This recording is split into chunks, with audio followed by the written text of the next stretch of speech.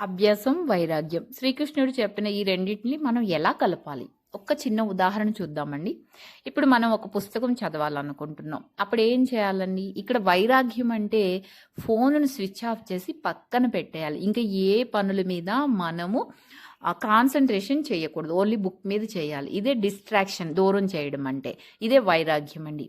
అభ్యాసం అంటే రోజు కనీసం 10 పేజీలు చదవడం అలవాటు చేసుకోవాలి. కన్సిస్టెన్సీ పాటించడం అంటే ఇది. ఒక చిన్న పిల్లవాడు ఉంటాడండి.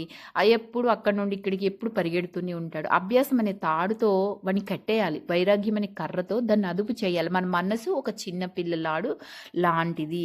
అంతేకాకుండా ఒక కోతి ఉంటుంది. ఒక చెట్టు మీద నుంచి ఇంకొక చెట్టుకి ఎక్కాలంటే ఒక కొమ్మను వదిలేదు ఇంకో కొమ్మను పట్టుకోవాలి. మన మనసు కూడా అంతేనండి. ఒక కోరిక పోయి ఇంకొక కోరిక పట్టుకుంటా ఉంటాం అనమాట. అందువల్ల ఏం చేయాలి అంటే అభ్యాసము, వైరాగ్యము, ఆ తాడుతో దాన్ని కట్టేసి వైరాగ్యం అనే కర్రతో దాన్ని అదుపు చేస్తూ ఉంటే ఈ మన జీవితంలో మనం అనుకున్నదాన్ని చక్కగా సాధించగలుగుతాం. ఏంటి మన వ్యక్తిగత జీవితంలో ఏకాగ్రతను పెంచుకోగలుగుతాం. Thank you for watching. Like చేయండి, షేర్ చేయండి, మీ విలువైన అభిప్రాయాలను తెలియజేయండి.